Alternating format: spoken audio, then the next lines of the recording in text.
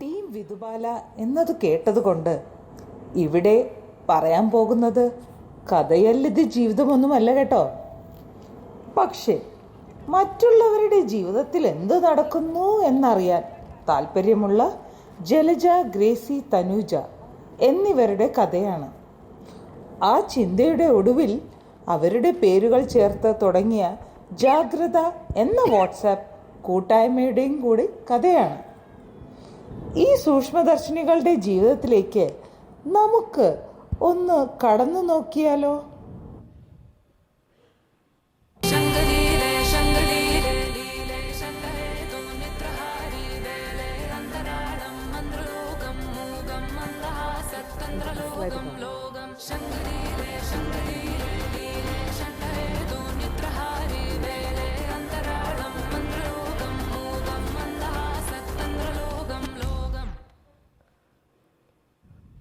Hi guys, അപ്പം നിങ്ങൾക്ക് എല്ലാവർക്കും എൻ്റെ ചാനലിലേക്ക് സ്വാഗതം.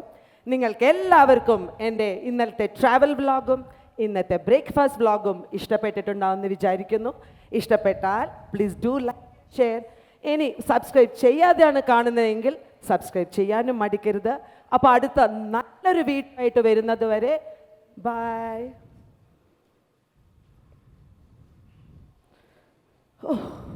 ഈ കണ്ടന്റ് ഉണ്ടാക്കാനുള്ളൊരു ബുദ്ധിമുട്ട് അതെനിക്കേ അറിയൂ. ഡെയിലി ഓരോരോ പുതിയ പുതിയ കണ്ടന്റ്.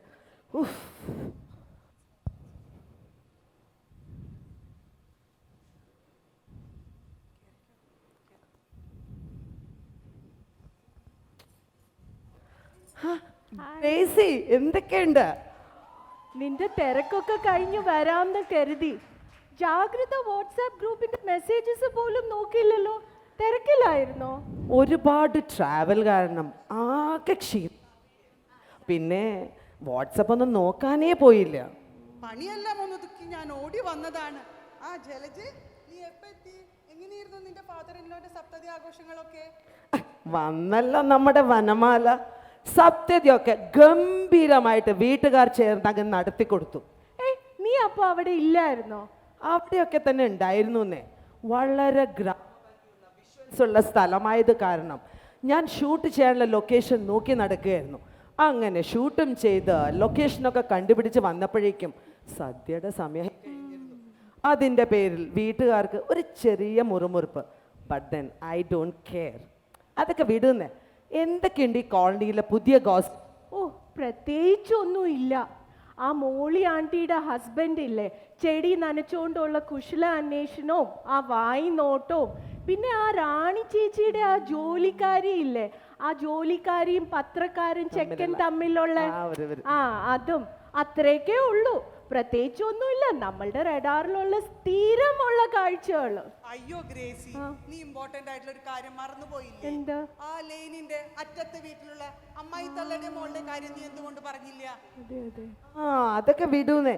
ഈ ചെക്കാൻ പറ്റാത്ത ടിവിയുടെ വോള്യൂം ഫുൾ ബ്ലാസ്റ്റിൽ വെച്ചിട്ട് കോളനിക്കാർക്കൊക്കെ ഒരു ബുദ്ധിമുട്ടുണ്ടാക്കുന്നതോ അതോ ആ അമ്മയും മകളും തമ്മിലുള്ള അടിയാണോ? അതൊന്നും ഇല്ല.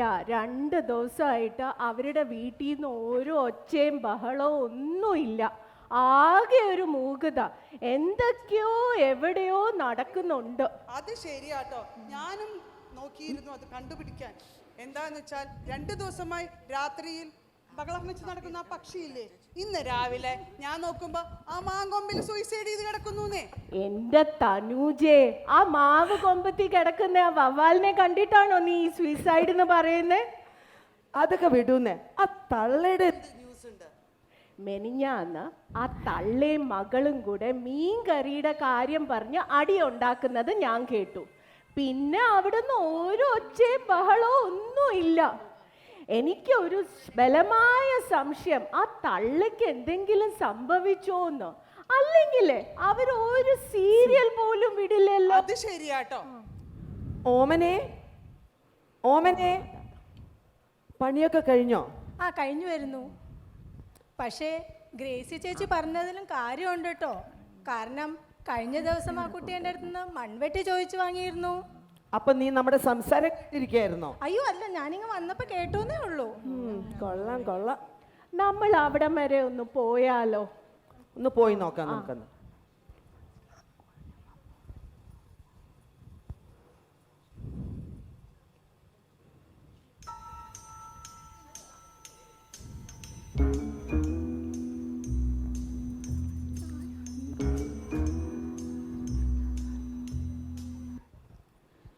അല്ലേ എല്ലാരും കൂടി തള്ളിക്കറി എങ്ങോട്ടാ?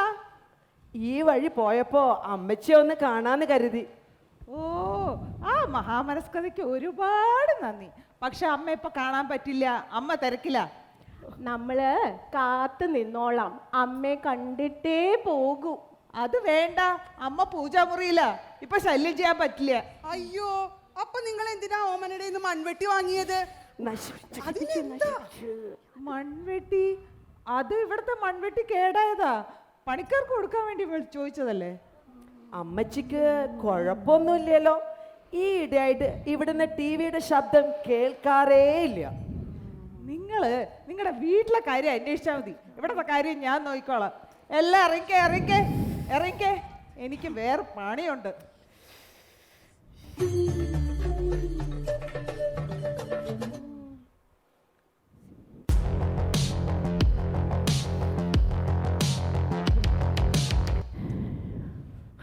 അവളുടെ ഒരു അഹങ്കാരം കണ്ടില്ലേ? കയ്യും കാലും വെച്ചതാണ്. എന്താ അവളുടെ ഒരു വിചാരം? എൻ്റെ ചാനലിലൂടെ ഞാൻ അവളെ ഇന്നൊന്ന് പൂട്ടിക്കും. അവളുടെ എല്ലാ കളിയും ഞാൻ പുറത്തു കൊണ്ടുവരും. ഇത് നമ്മൾ വിട്ടാൽ പറ്റില്ല. ഈ കാര്യം നമ്മൾ സീരിയസ് ആയി തന്നെ എടുക്കണം. പോലീസിനെ വിളിച്ചാലോ? എന്റെ ദൈവമേ, ആ തള്ളക്ക് എന്തെങ്കിലും ഇനി സംഭവിച്ചിരിക്കുമോ? എനിക്ക് അതാ പേടി. അതൊന്നും എനിക്കറിയില്ല. നമുക്ക് എൻ്റെ ഒരു പരിചയക്കാരൻ വഴി ഈ അസിസ്റ്റന്റ് കളക്ടറിനെ ഒന്ന് കോണ്ടാക്ട് ചെയ്താലോ? അദ്ദേഹം ആകുമ്പോൾ എൻ്റെ ചാനലിന് നല്ല റീച്ചും കിട്ടും. അതേതായാലും നല്ലൊരു ഡിസിഷനാ ജലജ.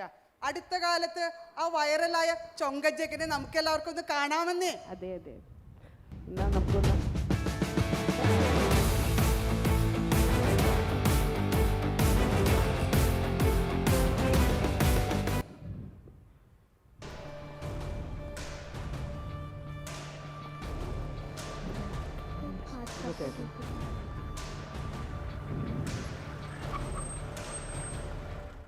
നിങ്ങളെല്ലാവരും ഒന്ന് പുറത്തു നിൽക്കൂ.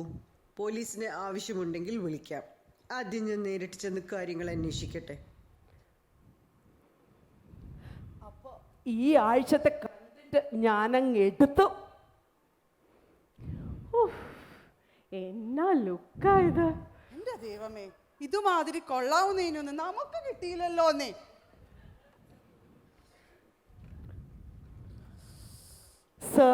സാറിനെ ഞാനാ വിളിച്ചത്. വളരെ സെൻസേഷണൽ ആയിട്ടുള്ള ഒരു കേസായതുകൊണ്ട് സാറിനെ വേണമെന്ന് ഞാനാ പറഞ്ഞത്. നമുക്ക് നോക്കാം ഇവിടെ ഈ പറഞ്ഞ വീട്ടുകാർ. അല്ലേ, ഈ മൂന്നെണ്ണം ഇതുവരെ പോയില്ലേ? ഇതേതാ കൂടെ ഒരുത്തൻ? ഞാനിവിടെ പുതുതായി ചാർജ് എടുത്ത അസിസ്റ്റന്റ് കളക്ടർ. സർ, എന്താ സർ കാര്യം?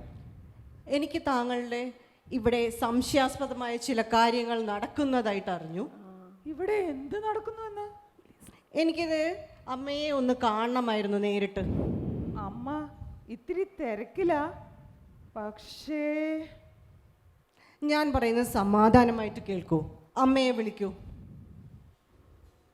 അമ്മേ, നിങ്ങൾ പുറത്ത് നിന്നാൽ മതി, ഞാൻ അകത്ത് നിന്ന് കാര്യങ്ങളൊക്കെ നേരിട്ട് അന്വേഷിക്കട്ടെ. അമ്മേ. എന്തിന് മക്കളെ? ആരാ? ഞാൻ അമ്മയെ ഒന്ന് അന്വേഷിച്ചു വന്നതാണ്. അമ്മ ഒന്നും ചെയ്തില്ല മക്കളെ, ഒന്നും ചെയ്തില്ല. അവ സമാധിയായതാ. ആരാ മരിച്ചത്? മരിച്ചത് ആര് പറഞ്ഞു? ആര് പറഞ്ഞു മരിച്ചെന്ന്? ആ പറഞ്ഞ പയലുകളെ ഇവിടെ ഇപ്പം കൊണ്ടുവരണം. അമ്മയ്ക്ക് പറ്റൂല. സമാധി സമാധി മണിക്കുട്ടൻ സമാധിയായതാ. ആ, മണിക്കുട്ടൻ? ആരാ ഈ മണിക്കുട്ടൻ? ഇതുവരെ ക്വസ്റ്റ്യൻ ഇല്ല, ആൻസർ പറഞ്ഞു. മനസ്സിലായ? ഇനി പറ്റൂല. ക്വസ്റ്റ്യൻ പേപ്പർ വേണം, ക്വസ്റ്റ്യൻ പേപ്പർ വേണം. ആ, ഇവരെന്തൊക്കെയായി പറയുന്നത്? ആരാ ഈ മണിക്കുട്ടൻ? ആരാ? ഇങ്ങനെ ഒരാൾ ഈ വീട്ടിൽ ഉണ്ടായിരുന്നോ? എനിക്ക് തോന്നുന്നത് ക്ഷണിക്കപ്പെടാതെ വന്ന വല്ല അതിഥിയായിരിക്കുമെന്നാണ്. സത്യം പറയണം, ഇല്ലെങ്കിൽ എനിക്ക് പോലീസിനകത്തേക്ക് വിളിക്കേണ്ടി വരും. അവൻ കൊച്ചിലേ മുതലേ സന്യാസിയായിരുന്നു. പാലും ചോറും മാത്രമേ ഇഷ്ടപ്പെട്ട് കഴിച്ചിരുന്നു. എൻ്റെ കുട്ടിക്ക് സ്നേഹിക്കാൻ മാത്രമേ അറിയുള്ളായിരുന്നു. ഭക്തിയോടെ ഏത് സമയവും പൂജാമുറിയിലായിരുന്നു. അങ്ങനെ ഭക്തിമാർഗത്തിലൂടെ സമാധിയായതാ മക്കളെ, സമാധി. അമ്മേ, ഞാൻ പറയാം. നിങ്ങൾ സത്യം തുറന്ന് പറയണം. മണിക്കുട്ടൻ ഞങ്ങൾക്ക് എല്ലാമായിരുന്നു. അവന് ഞാനും അമ്മയും അല്ലാതെ വേറെ ആരും ഉണ്ടായിരുന്നില്ല. പിന്നീട് എന്ത് സംഭവിച്ചു? മിനിഞ്ഞാന്ന് അമ്മ ചോറും മീൻകറിയും വെച്ചിട്ട് കുളിക്കാൻ പോയി. തിരിച്ചു വന്ന് ചോറുണ്ണാൻ തുടങ്ങിയപ്പോൾ മീൻകറിയിൽ മീനില്ല എന്ന് പറഞ്ഞ് എന്നോട് വഴക്കുണ്ടാക്കി. വഴക്കിൻ്റെ ഒടുവിൽ അവിടെ ഉണ്ടായിരുന്ന കൽച്ചട്ടി എടുത്ത് എനിക്ക് നേരെ എറിഞ്ഞു. ആ ഏറ് തടയാൻ വന്ന മണിക്കുട്ടനാ കൊണ്ടത്. അപ്പോൾ അവനൊരു ദീർഘനിശ്വാസത്തോടെ ഇങ്ങനെ നമസ്കരിച്ചിങ്ങനെ കിടന്നു. അപ്പം അമ്മ പറഞ്ഞു മണിക്കുട്ടൻ സമാധിയായി. അയ്യേ, ഛേ, എന്ത് ഉളുപ്പില്ലാതാണ് ഈ സ്ത്രീ സംസാരിക്കുന്നത്. ഇങ്ങനെയുള്ളവര് നമ്മളുടെ ചുറ്റുവട്ടത്തും ഉണ്ടെന്ന് എനിക്ക് വിശ്വസിക്കാൻ പറ്റുന്നില്ല. പണ്ട് എൻ്റെ വകയിലൊരു അമ്മാവൻ സമാധിയായി എന്നൊക്കെ കേട്ടിട്ടുണ്ട്. നിങ്ങൾ എന്തൊക്കെയായി ഈ പറയുന്നത്? അമ്മയും മകളും ഒരു കാര്യം അറിയണം. നിയമത്തിന്റെ വഴിക്ക് വിടണം. ആ ബോഡി എവിടെയാണുള്ളതെന്ന് പറയണം. ബോഡി ആരും പറഞ്ഞു ബോഡി സമാധി സമാധി സമാധി. ചൈതന്യമാ മക്കളെ, ചൈതന്യം. അത് തൊട്ടുകൂടാ. അത് തൊട്ടാ ദൈവദോഷമാണ്. ദൈവദോഷം. സമാധി എവിടെയാണ് ഈ സമാധി ഉള്ളത്? കാണിച്ചു തരൂ. പൂജാമുറിന്ന് എടുത്തിട്ട് വാ. ഇവിടെ എന്തൊക്കെയോ നടക്കുന്നുണ്ട്. നമ്മൾ അറിയാതെ പലതും ഇവിടെ മറച്ച് വെച്ചിട്ട് എന്തൊക്കെയോ ചീഞ്ഞു നാറുന്നുണ്ട് ഇവിടെ. ശരിയാ.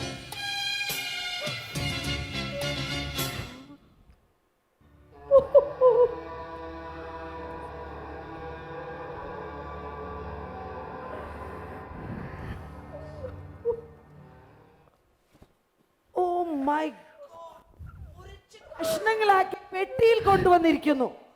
തുറക്കൂ. തുറക്കല്ലേ, ചൈതന്യമാ മക്കളെ, ചൈതന്യം. വേഗം തുറക്കൂ.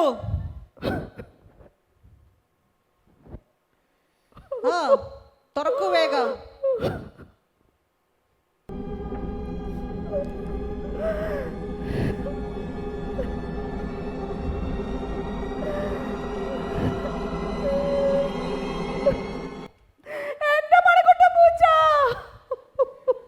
ഇതാണോ നമ്മളൊക്കെ കേട്ടിട്ടുള്ള പൂച്ച സന്യാസി? അവനവൻ കുരുക്കുന്ന കുരുക്കഴിച്ചെടുക്കുമ്പം കൊല്ലുമാൻ, അവനവൻ കുരുക്കുന്ന കുരുക്കഴിച്ചെടുക്കുമ്പം കൊല്ലുമാൻ.